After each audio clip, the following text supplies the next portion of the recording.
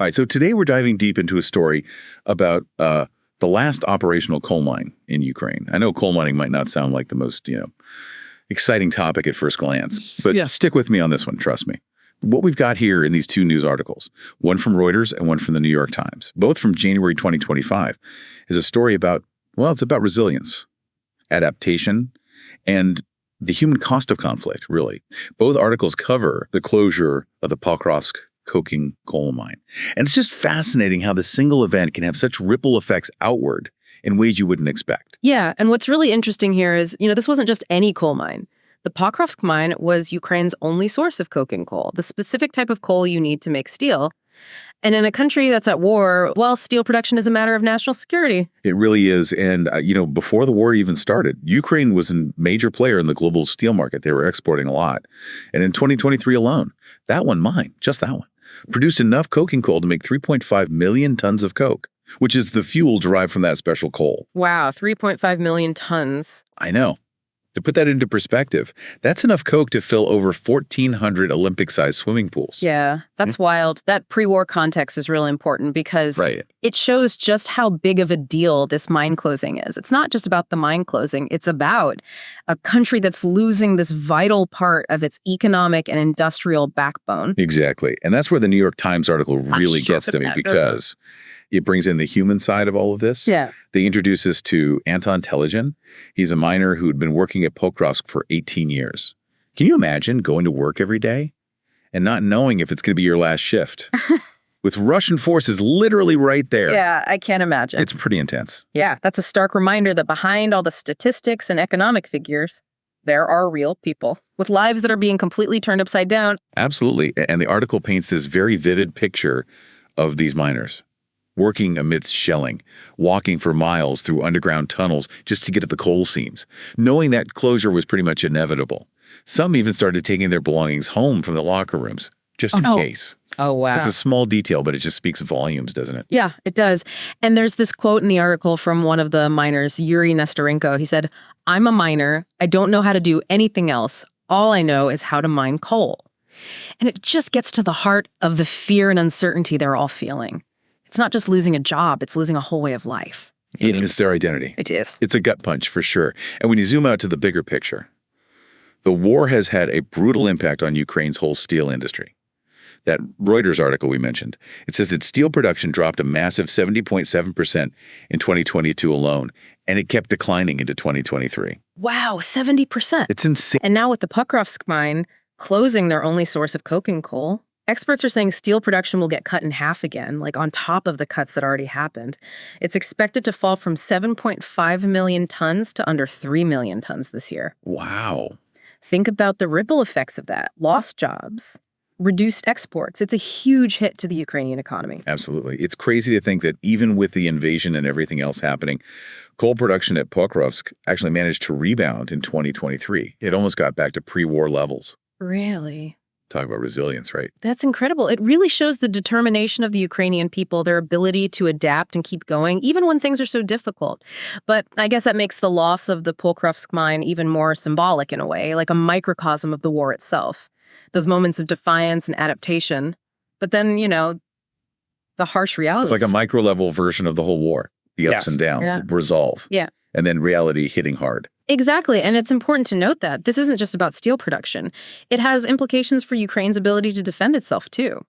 That New York Times article mentioned that Metinvest, the company that owned the mine, had actually started producing armor plates for Patriot missile systems there at Pokrovsk. Whoa. So one mine was playing a direct role in Ukraine's defense. That's wild.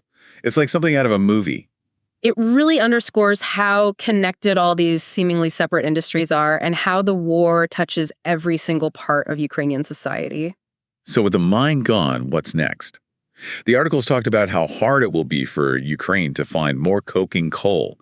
Importing it during wartime would be so expensive and challenging. Yeah, and knowing they couldn't hold on to the Pokrovsk mine, Ukrainian forces did something pretty drastic.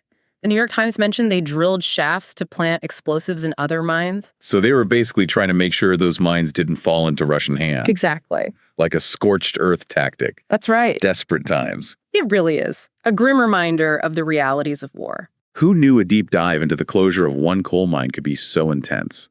This goes way beyond just steel production and economics.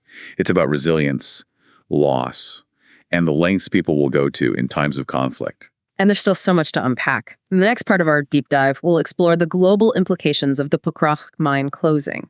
How does this event in Ukraine affect the rest of the world? That's what we'll be talking about next. Welcome back. So like we promised, we're going to kind of zoom out now and look at, the global implications of this Pokrovsk mine closing. This was Ukraine's only source of that coking coal that they need to make steel. And with the war already hitting their steel industry, this closure just throws a wrench in the whole global supply chain. Okay, so help me out here. How can one mine closing in Ukraine cause ripples all the way over here? It all comes down to supply and demand, really. Coking coal is specialized, and Ukraine was a key supplier in that global steel market. Now that the Pokrovsk mine is gone, there's a gap in that supply. So less coking coal means more expensive steel. Exactly. When you lose a key source of something that important, the price is going to go up. Steel producers all over the world are going to be scrambling to get what they need. And those higher costs, they trickle down. So we're talking a price hike on anything made with steel then? Cars, construction materials, appliances. Exactly. Think about all the construction going on in your city right now. Bridges, buildings, all that steel probably has to come from somewhere else now. And at a higher cost, which gets factored into the project. It could cause delays, or even make some projects too expensive to finish. Wow. So that bridge they're building downtown, it could be delayed because of a coal mine closing in Ukraine. That really shows how connected everything is. It really does. This whole situation with the Pokrovsk mine shows how global trade, we usually think about it abstractly, but it can have a real impact on us. Decisions made in one part of the world can affect people thousands of miles away. It makes you realize how fragile these global supply chains are. One disruption, a war, a natural disaster, another pandemic, and everything's messed up. It's a wake-up call for sure. It shows how much we need to diversify, find ways to make those supply chains more resilient, so we're not so vulnerable. Speaking of vulnerable, what about those miners who worked at Pokrovsk? The New York Times said Metinvest, the company that owns the mine, employed thousands of people. What happens to them now? It's a tough situation, honestly. Yeah. Losing that mine is a huge blow to the local economy. A lot of those miners, it's all they've ever known. Finding new jobs, especially now, it's going to be incredibly difficult. I remember that quote from Yuri Nestorenko. He said, "I'm a miner. I don't want to do anything else." It's just heartbreaking. Their jobs, their sense of who they are, it's all tied to that mine. It is. And it's not just them either. It's their families, the businesses in those towns. The impact is going to be huge. Yeah, it's a domino effect. Yeah. Did the article say anything about solutions for these workers, like retraining programs, government assistance? I don't think so. They didn't get into specifics. It's a big question that needs to be addressed. The Ukrainian government, aid organizations, they need to step up and help these people. I hope they do. Okay, so we've talked about the economic consequences, the human cost for the miners. But what about the geopolitics of it all? How does losing this mine affect Ukraine in the war? It definitely weakens them, economically and strategically. Remember, the Pokrovsk mine brought in revenue for the government, money they need for the war. And Metinvest was making those armor plates for Patriot missile systems there, too. So it's a double whammy. It hurts their finances and their defenses. Yeah, it makes their fight that much harder. It makes them more reliant on their allies, for aid, equipment, and assistance. Which brings us back to those drastic measures they took. Planting explosives in other mines. Yeah. A scorched earth strategy, basically. It is. It's a last resort. They're trying to stop the enemy. But it comes at a price. Destroying things that are valuable. The potential for environmental damage. It's a powerful image, They knew they were going to lose this vital mine. And they wanted to make sure the enemy couldn't benefit either. Yeah, it shows how desperate they are, how resilient. It really reinforces this whole story. It's about so much more than a coal mine closing. You got it. It's about people. Yeah. The sacrifices of war. It is. The tough choices people have to make during a conflict. This deep dive has really been eye-opening. We started with a coal mine, and now we're talking about global steel prices, the lives of these miners, and the impact on the war. It's incredible how complex it all is. And we haven't even talked about the environment yet. What happens to a mine like that when it's abandoned?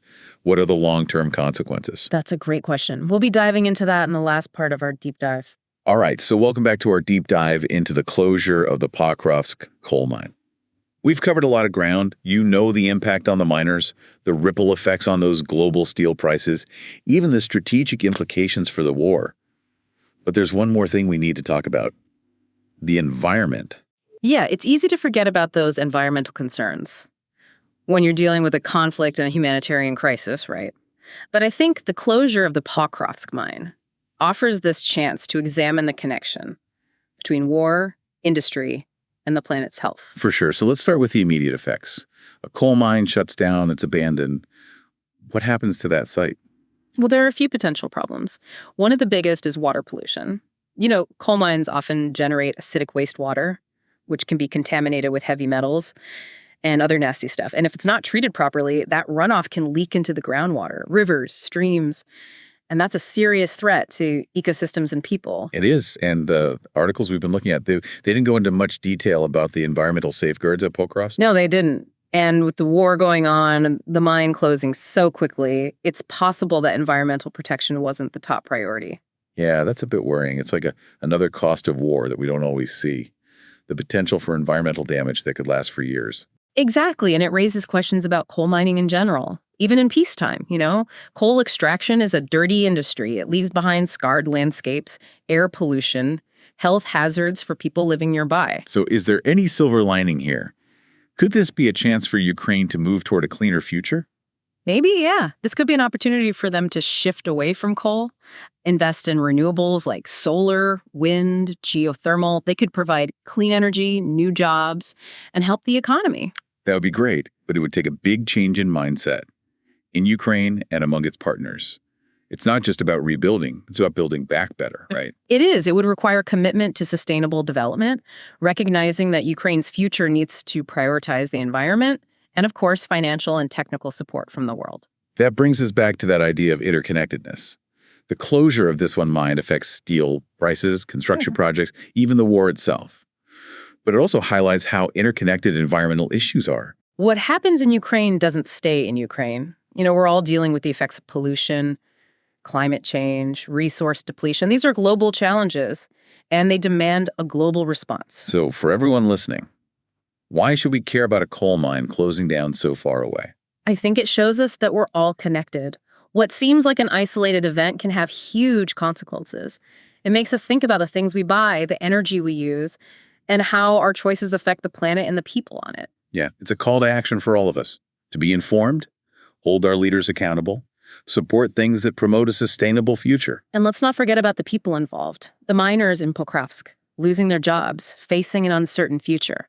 They remind us that behind every headline, there are real stories of resilience, struggle, and hope. This deep dive has been quite a journey. We started with a coal mine in Ukraine, and we ended up exploring global economics, geopolitics, the future of our planet. There's always more to uncover, more to learn, more ways to connect the dots. I think it reminds us that the most important lessons are often hidden in the complexity.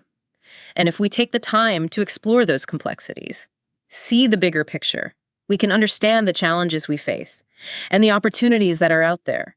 Thanks for joining us on this deep dive. We'll see you next time.